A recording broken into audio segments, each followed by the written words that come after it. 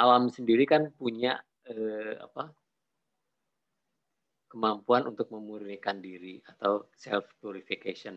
Mungkin saya bisa ambil contoh gitu, kalau Anda punya sungai di sini, kemudian Anda membuang limbah di sini, salah satu karakteristik limbah itu adalah kebutuhan oksigen atau oksigen terlarut. Saya nggak tahu Anda pernah dapat atau tidak, tapi di dalam air itu ada oksigen terlarut. Itu umumnya maksimumnya sekitar, kalau di alam maksimumnya 8 mg per liter gitu ya. Nah, kalau Anda membuang kalau Anda membuang limbah, terutama limbah organik, maka ini yang tadinya oksigennya tinggi, 8 misalnya, ini oksigennya 8, begitu Anda membuang limbah, maka oksigennya akan diambil oleh limbahnya, sehingga dia akan turun. Tapi kemudian ada proses alam, itu akan naik lagi. Ini kemampuan alam untuk menangani limbah. Ini yang kita sebut dengan zona recovery atau zona pemulihan. Nah, kalau dia masih balik lagi, itu kita anggap dia masih mempunyai kapasitas untuk menampung limbah. Nah, ini kita tentukan setiap arealnya. Jadi dua hal, daya dukungnya berapa, kemudian kapasitas lingkungannya apa. Sehingga nanti kita bisa tahu daerah ini cocoknya untuk dijadikan apa, gitu ya. Jadi ujung dari tahap pertama itu bisa saja kemudian nanti ini bentuk outputnya adalah cocok untuk apa gitu.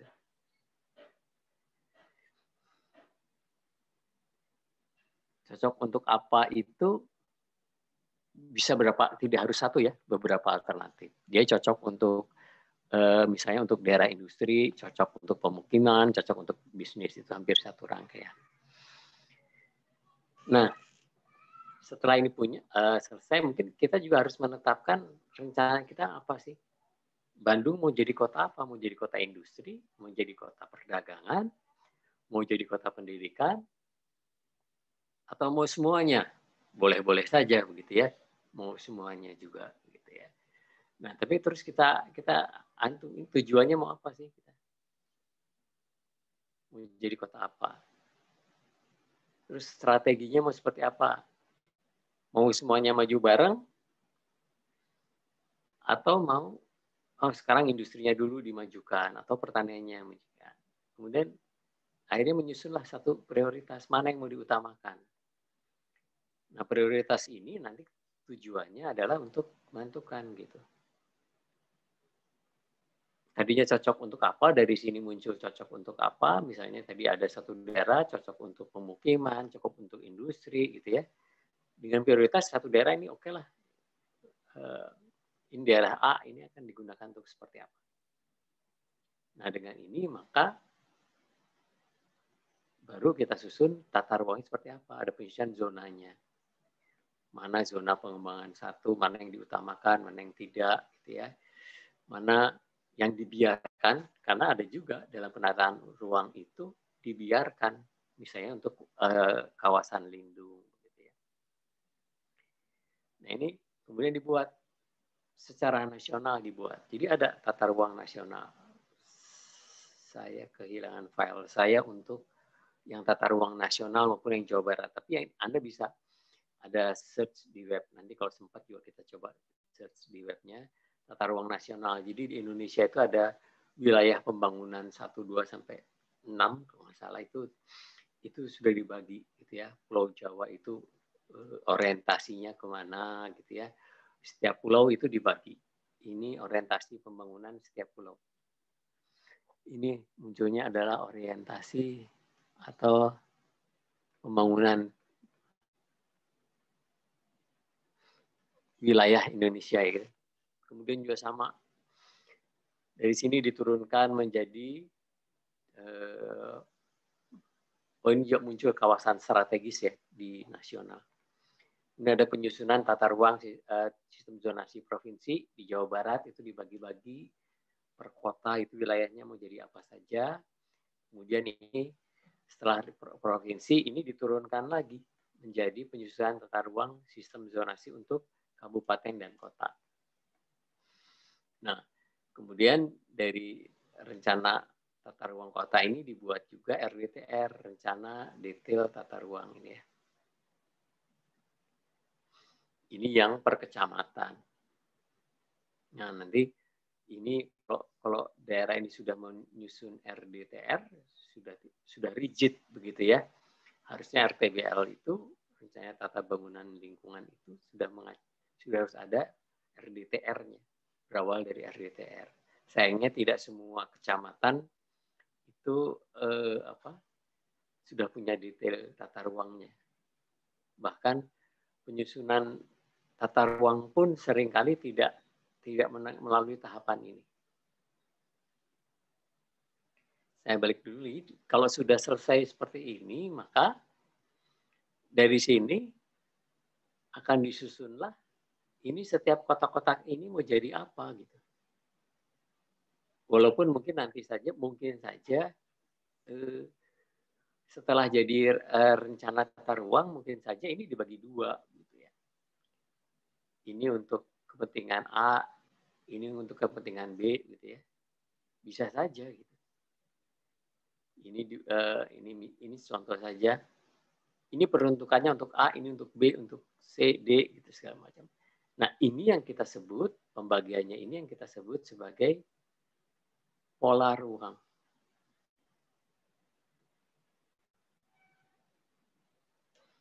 Jadi ada daerah swaka, ada daerah pertanian, ada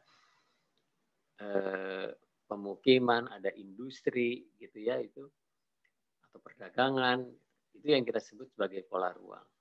Nah, pola ruang sendiri itu sebetulnya tidak terlalu kaku kecuali untuk perumahan yang mungkin sekarang agak sedikit kaku. Jadi pola ruang itu menggambarkan dominasi kegiatan. Jadi kalau kita sebut pola ruang, itu sebetulnya yang disebutkan di situ adalah dominasi kegiatan. Jadi kalau misalnya disebutkan daerah industri gitu ya, bukan berarti semuanya harus pabrik atau gudang gitu. Boleh saja diselipi sedikit gitu, di situ ada koperasinya, ada kegiatan dagang, mungkin ada fasilitas kesehatan gitu ya, tapi sifatnya minor gitu. Nah, yang sekarang di Kota Bandung yang tidak boleh itu adalah di pemukiman gitu ya. Kalau dulu pemukiman Anda lihat konsultan-konsultan sekarang juga masih gitu ya, secara kenyataannya di pemukiman itu banyak yang jadi kantor konsultan gitu ya. Sekarang tidak boleh. Kalau warung-warung boleh. Warung pribadi itu karena UMKM itu masih boleh. Tapi konsultan sudah tidak boleh. Jadi begitu mengajukan izin lingkungan, begitu untuk kantor, kemudian lokasinya pemukiman sudah nggak boleh.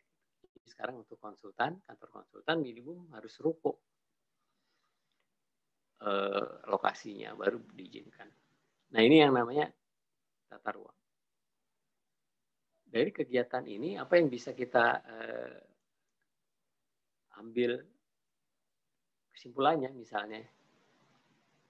Jadi saya lupa di sini menyampaikan. Jadi RDTR itu atau tata ruang itu berlakunya 20 tahun. Ada yang 25 tahun ya. Sorry. 20 tahun kalau nggak salah. Ini berlakunya antara 20 sampai 25 tahun. Dengan 5 tahun peninjauan setiap 5 tahun. Setiap 5 tahun. Jadi boleh ditinjau setiap 5 tahun itu boleh ada perubahan.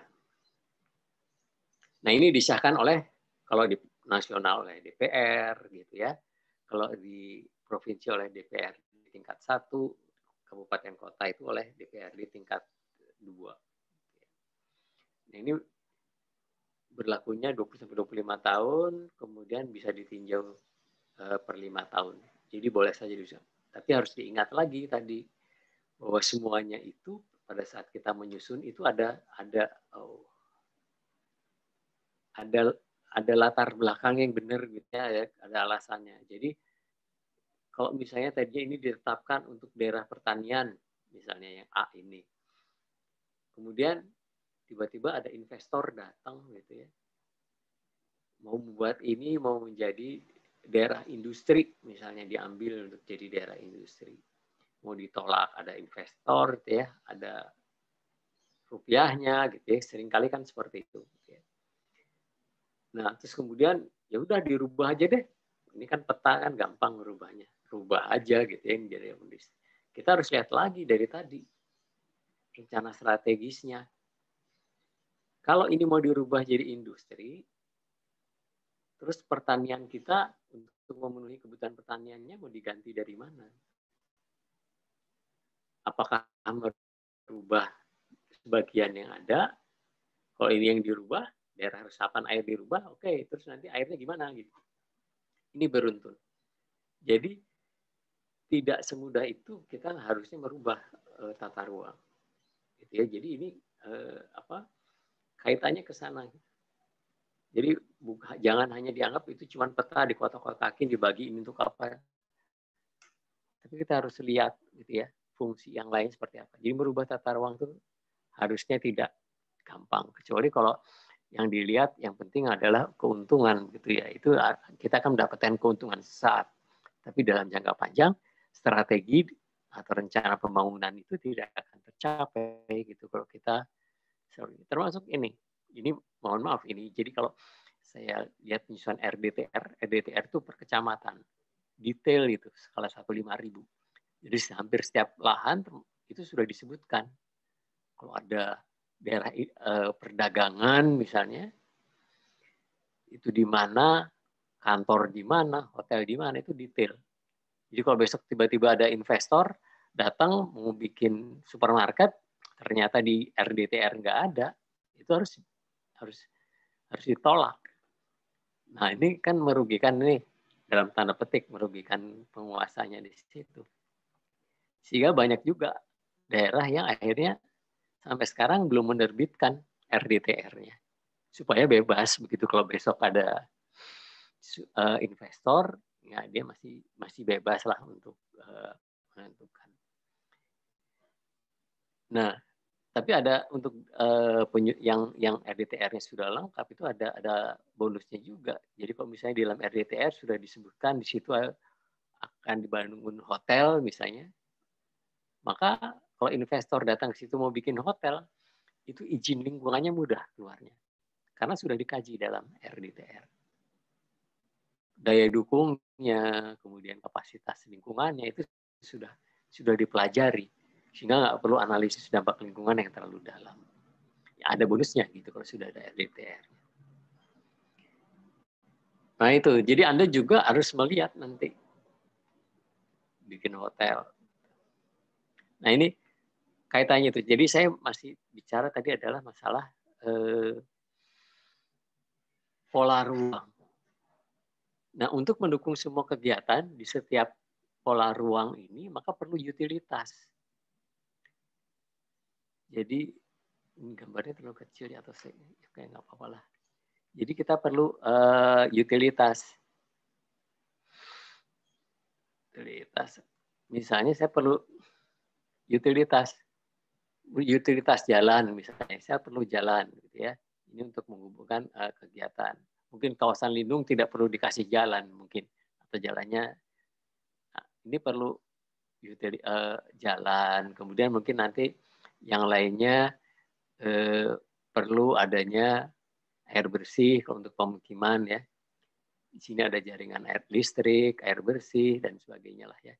Artinya dibuat ini misalnya listrik. Kemudian ini adalah jalan. Nah, listrik, jalan dan sebagainya itu yang kita sebut. Jadi misalnya listrik. Ini jaringan listrik. jaringan jalan, air bersih gitu ya, dan sebagainya lah ini. Ini yang kita sebut sebagai struktur ruang. Nanti kita detailkan lagi. Nah ini struktur ruang ini dibuat juga berdasarkan tadi ini mau dijadikan apa? Kita buat struktur ruang. Kalau ini adalah daerah swaka misalnya untuk hutan lindung ya kita jangan bikin jalan yang lebar-lebar begitu ya. Kalau perlu aksesnya justru dipersempit supaya ini akan daerah lindungnya akan terjamin. Kecuali di kota sebelahnya, di sini ada kota lagi, kemudian kita terpaksa harus menghubungkan. Nah ini harus ada hal-hal khusus yang dilakukan. Tapi yang jelas seperti itu. Oke, sampai situ dulu. Saya sudah waktunya untuk belum. Nah, di dalam peraturan pemerintah yang baru itu yang tahun 2 PP 21 2021 ini ada. Jadi ini adalah beberapa definisi. Jadi Anda silakan Anda baca saja. Tadi ruang itu adalah wadah yang meliputi. Jadi ini adalah maksud dataran, ruang lautan dan ruang udara. Ruang udara ini sebetulnya kita belum jadi kalau di ruang lautan, untuk ruang lautan kita kenal namanya RZWP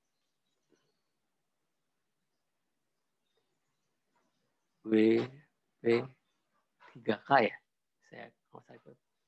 Jadi RZWP 3K itu ini supaya Anda nggak, ya walaupun Anda nanti banyak ininya di darat, tapi tetap mungkin perlu tahu juga nanti kalau ada itu adalah RZWP ya 3K kebanyakan. Jadi rencana zonasi, jadi dibagi dalam beberapa tempat, wilayah, pesisir, dan pulau-pulau kecil.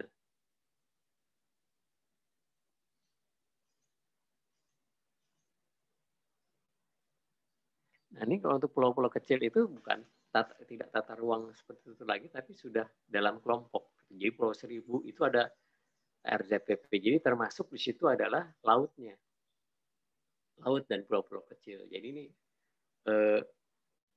dibuat gitu rencananya. Jadi setiap pulau mau jadikan apa gitu ya, nanti di mana daerah tangkapan ikannya, di mana daerah wisatanya gitu, itu masuk dalam RZPP.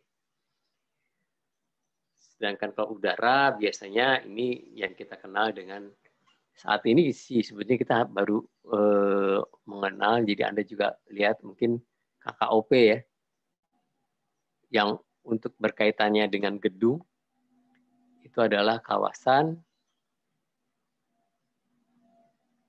keselamatan operasi penerbangan ya.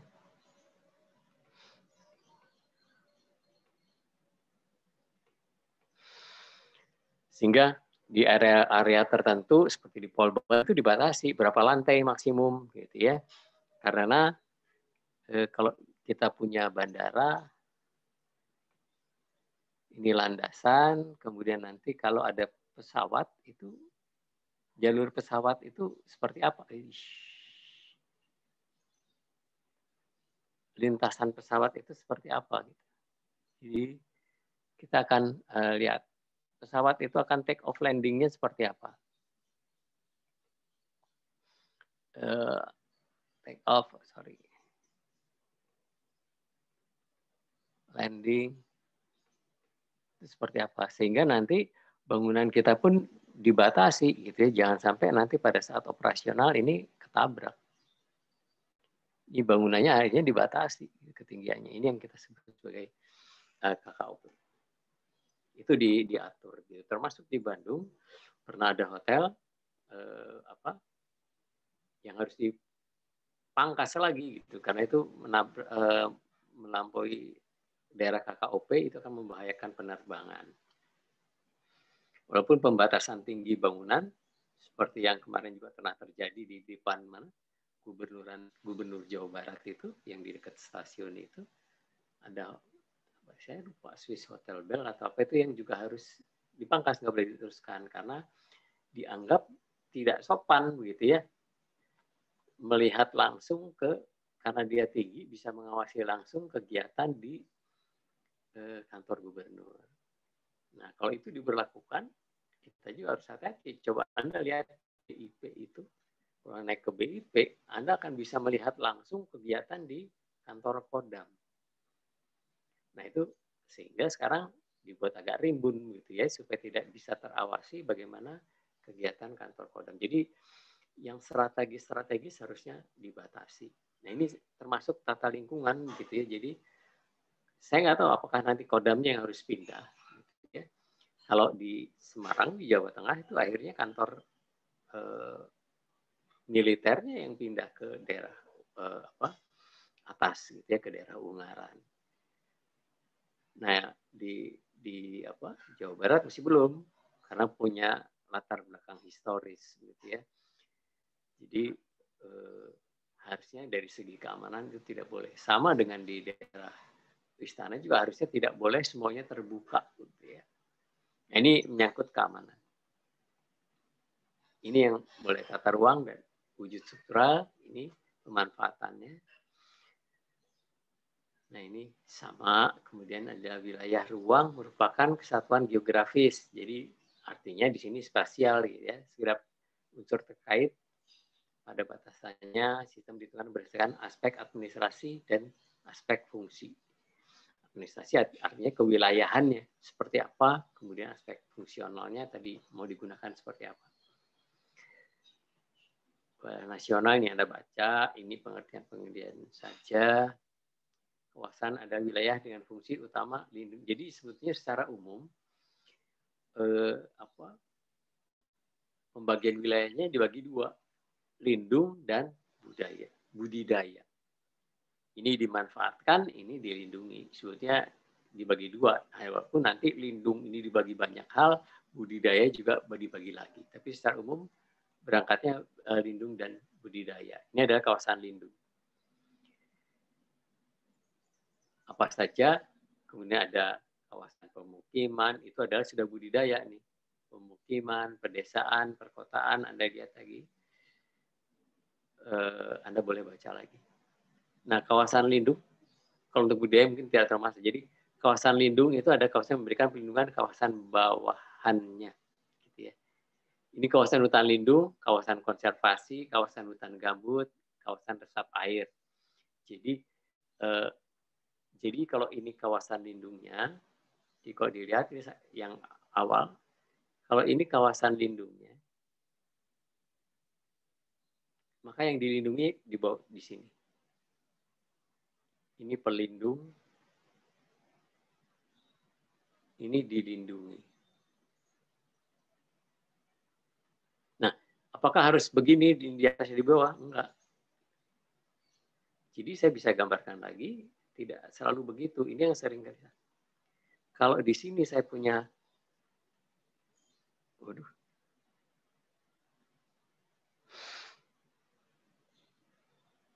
di sini ada laut, kemudian di sini saya punya hutan mangrove, hutan bakau ya. Kemudian ini lautan, sananya ini mangrove atau hutan bakau. Kemudian taruhlah di sini air laut. Maka saya ini akan melindungi dua hal. Jadi pada saat hujan banjir, ini ada rawa, dia menampung air. Ini rawa itu menampung air pada saat banjir. Pada saat gelombang tinggi, ini menahan arus.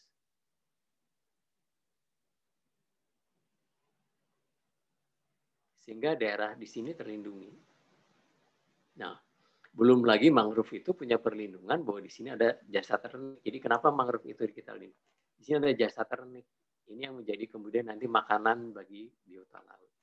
Nah, ini yang dilindungi sebenarnya kalau kita lihat dari menampung air, artinya supaya tidak terjadi banjir, kemudian ada menahan daya rusak air, maka ini yang dilindungi adalah daerah di sini. Gitu. Jadi, tapi yang jelas dia tidak melindungi daerah ininya. Ini termasuk di sini perlindungan setempat, pantai, sepadan sungai, gitu ya. Itu adalah yang dilindungi di tempat. Nah ini pola-pola perlindungan sehingga kalau kita mau ada aturan memang yang menyebutkan, waduh, ntar ya, 840. Saya harus klik lagi absen, ini gak enak banget. Saya stop share dulu. Maaf, saya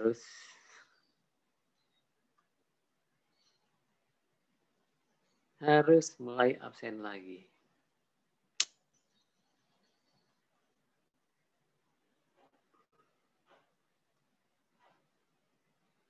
Deskripsinya, aduh. Oke, berita acara perkuliahannya nanti aja deh.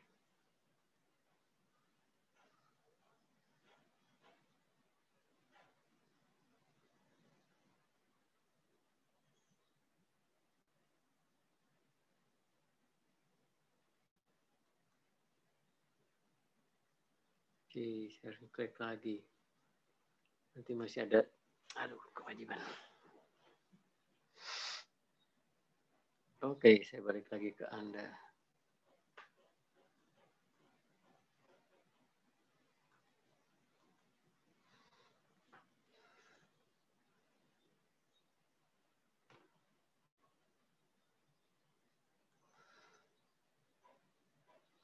Maaf ya, kok jadi nggak nyaman nih. Aduh, yang nggak nyaman bukan cuma Anda lah. Saya juga jadi nggak nyaman ini caranya. Dari direkam juga nggak apa-apa. Oke.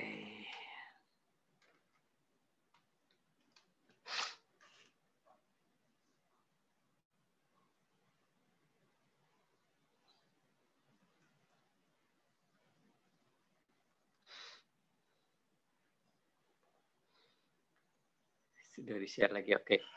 Nah ini ada berbagai macam. Cuman ini saya harusnya sudah pindah lagi. Oke. Nah ini saya mungkin akan coba lanjutkan minggu depan. Jadi sekarang sampai ini. Cuman untuk yang sekarang, ini akan saya lewati dulu yang lain. Dan saya berikan, nanti akan saya berikan ini RT RW Bandung, pola ruang Bandung. Ini yang Anda bisa lihat ini. Nanti akan saya berikan juga linknya ya lewat WA. Saya coba apakah saya bisa share ke Anda gitu ya. Ntar saya show.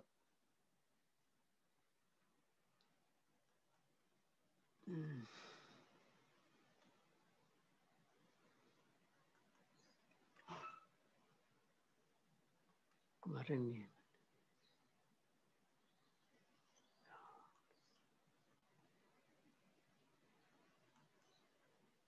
Oke. Ini nanti akan saya share linknya.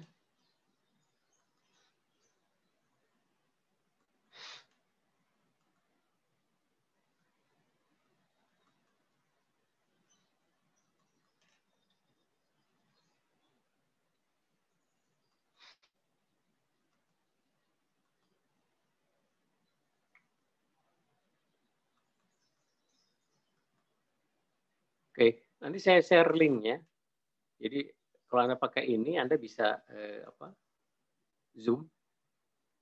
Ini wilayah Babakan Sari, Maleer, kemudian ini Anda bisa zoom in, zoom out, kemudian Anda lihat ini fungsinya apa.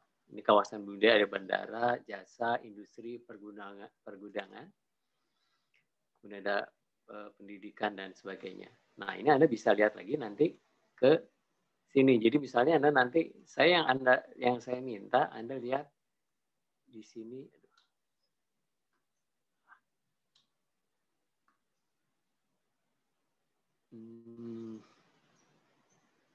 Saya sebetulnya ingin minta Anda melihat daerah Gatot Subroto. Sorry, ada Cipandan Cinambu ini saya salah. Saya kecilin dulu aja deh. Sebetulnya daerah sini ya, saya minta Anda lihat. Nah ini. Saya ingin Anda lihat daerah Gatot Subroto. Ini. Salah lagi. Jalan Diponegoro, atau Anda boleh juga jalan Diponegoro. Tapi Anda silakan boleh milih Gatot Subroto maupun apa?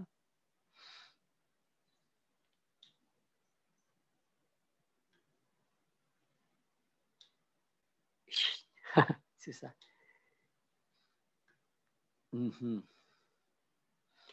Ya oke. Anda lihat di sini tata gunanya apa? Tapi prinsipnya itu. Jadi kalau bisa Anda lihat Jalan Gatot Subroto, Anda lihat fungsinya apa? Di sini kuning dan ini contohnya aja ya, kuning dan itu. Kemudian Anda lihat fungsinya apa di sini? Perumahan padat, perumahan kepadatannya ini apa? Sedang atau tinggi? Kemudian ini perkantoran atau pemerintahan. Anda lihat di situ. Kemudian Anda silahkan cek. Tadi saya sebutkan Anda pilih aja section di antara jalan Gatot Subroto. Anda mau pilih section yang mana? Sekitar 1 kilo gitu ya. Kemudian dia fungsinya sebagai apa? Nah nanti kalau Anda sudah sudah menemukan itu fungsinya apa, Anda catat fungsinya itu apa. Ini praktikumnya itu, Anda lihat fungsinya apa. Kalau Anda sudah temukan fungsinya apa, ini saya stop share dulu, maka Anda tinggal melihat kenyataannya seperti apa. Nah, lihat kenyataannya seperti apa, saya minta masuk ke Google Earth. Jadi misalnya saya lihat Jalan Gatot Subroto Bandung.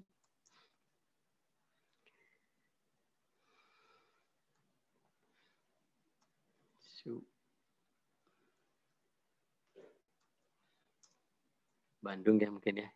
Ada nggak? Search.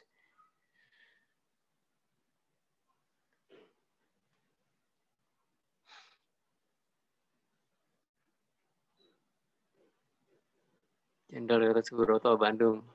Nah, Anda zoom. Cocok enggak dengan yang ada di RT RW? Ini jalan-jalan Gatot Subrotonya. Dia cocok enggak dengan ketinggiannya? Ini kalau Anda lihat ini ada TSM dan sebagainya. Anda bisa juga melihat ini masih cocok atau enggak. Kalau Anda masih ingin lihat ini tampak atasnya, ya bisa juga melihat kondisi di bawahnya mau seperti apa gitu ya. 3 dimensinya Anda seperti apa, Anda lihat ini masih cocok nggak dengan tata ruang. Berapa ketinggian yang diperbolehkan gitu ya. Anda bisa menelusuri. Nah, Anda silahkan pilih Jalan Gatot Subroto atau Jalan Diponegoro, kemudian Anda cuman tuliskan aja, kemudian ada snapshot-nya dari ini. Kalau Anda ngelihat ini misalnya, Anda print screen, masukkan ke dalam laporan Anda. Jadi Anda tuliskan berdasarkan RT RW itu, yang nanti linknya saya kasihkan dari peta itu, fungsinya apa, kemudian dari hasil penelusuran Anda di mana,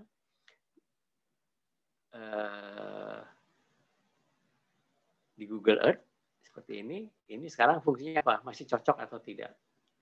Satu lagi mungkin yang bisa Anda tadi jalan Diponegoro, kemudian Gatot Subroto, Anda juga bisa lihat Jalan Dagu, Jalan Insinyur Haji Juanda. Kemudian di belakangnya juga ada Jalan Cipaganti, sebagainya itu. Anda lihat fungsinya masih cocok nggak? Jadi saya bebaskan Anda mau milih daerah mana, Anda lihat di RT RW Bandung, fungsinya apa, tata ruangnya, kemudian nanti dilihat masih cocok atau tidak. Itu aja sih yang saya inginkan. Nah, sampai situ ada. Jadi ini adalah cara Anda survei awal gitu ya. Jadi kalau Anda punya pekerjaan. Saya rasa mungkin kalau untuk Google Earth Anda sudah tidak terlalu asing begitu makainya gitu ya. Jadi banyak, ini salah satu caranya. Jadi Anda pakai Google Earth saja surveinya. Termasuk saya belum tahu apakah Anda sudah pernah menggunakan Google Earth, nanti pelan-pelan kita untuk melihat elevasinya, konturnya seperti apa, itu bisa kita lakukan juga. Jadi itu tugas Anda.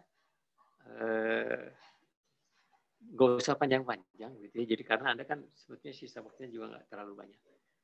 Jadi Anda nanti tuliskan saja, nanti akan saya share email saya gitu ya.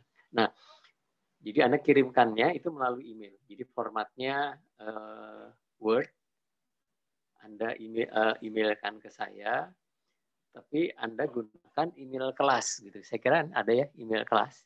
Jadi Anda ngirimnya pakai email kelas supaya saya mudah mengidentifikasikannya.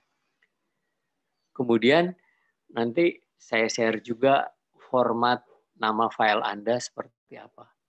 Jadi Anda ngirimnya email kelas, pakai email kelas. Nanti di dalam laporan Anda sebutkan juga email pribadi Anda apa. Email Anda yang korban apa. Kemudian nanti format filenya, penamaan filenya nanti saya berikan lewat chat WA Group. Gitu ya. Waktunya masih panjang, mungkin karena kita Senin, mungkin saya harap paling tidak Jumat Anda sudah selesai gitu ya. Supaya saya bisa evaluasi, nanti hari Senin kita bisa bahas sekaligus membahas yang lain. Itu jadi kita coba manfaatkan Google Earth juga, kemudian nanti data yang ada. Tolong diingatkan saya kalau saya ternyata belum, tapi mungkin sebetulnya bisa saya tunjukkan ya, nanti saya juga akan kirim juga paparan saya yang tadi, mana tadi. Walaupun baru sebagian mungkin yang saya bahas, kelihatan ya Pak. Belum semuanya, ini kelebihannya apa? Baru sampai slide 7, padahal di sini masih ada beberapa slide. Nanti akan saya kirimkan. Nah, di sini ada linknya, sudah ada di sini. Ini linknya. Bisa dilihat ya. Linknya ada di sini. Jadi Anda bisa zoom out, zoom in di sini. Anda tinggal pilih Anda memilih daerah mana, cocok atau tidak. Ini ada di sini. Nanti insya Allah saya share juga ke Anda ini, walaupun belum. Oke, sampai di situ ada pertanyaan. Jadi sejam berikutnya Anda lakukan itulah. Jadi kira-kira seperti itu. Jadi jam prakteknya. Ada pertanyaan? Cukup?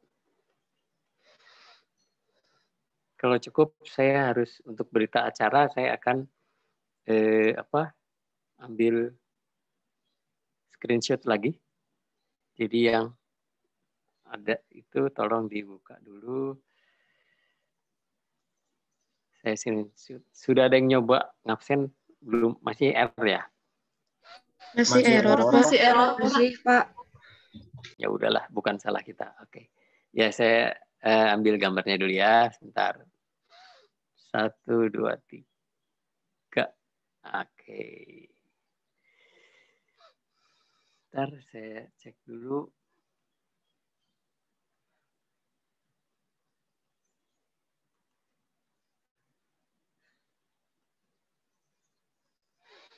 Ya, oke, sudah masuk.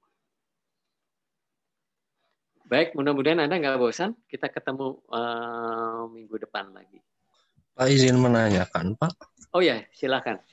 Untuk tugasnya ini tuh individu atau ikut kelompok yang kemarin, Pak? Individu aja. Oh ya, baik, Pak. Individu. Jadi Anda pilih, nggak usah panjang-panjang daerahnya gitu ya. Setiap jalan, Anda boleh pilih yang mana aja. Dan uraiannya kan nggak perlu banyak, Anda cuma lihat di Anda snap di petanya, Anda perlu yang Anda ambil yang mana, mungkin dilingkari gitu ya, dari peta tata guna RT RW, kemudian Anda ke Google Earth, Anda shoot di Google Earth-nya dari atasnya seperti apa, street view-nya seperti apa, Anda komentarin masih sesuai dengan tata ruang. Hanya membuktikan bahwa Anda sudah bisa memanfaatkan kedua peta itu. Jadi peta tata guna lahan Anda bisa baca, kemudian Google Earth Anda bisa gunakan untuk mengecek kondisi awalnya. Cukup jelas? Kalau nggak jelas, Anda silakan sih boleh aja melalui chat WA gitu ya. Anda tanya lagi bisa gitu ya. Ada lagi yang mau menanyakan? Silakan. Oke, kalau nanti ada pertanyaan menyusul, silakan aja ya lewat WA Group. Baik, kita akhiri. Baik, ya, Pak. Kita akhiri pertemuan siang ini. Tetap semangat, tetap jaga kesehatan. Selamat siang semuanya. Siang, Pak. Terima kasih. kasih. Banyak, Pak. Terima kasih, Pak.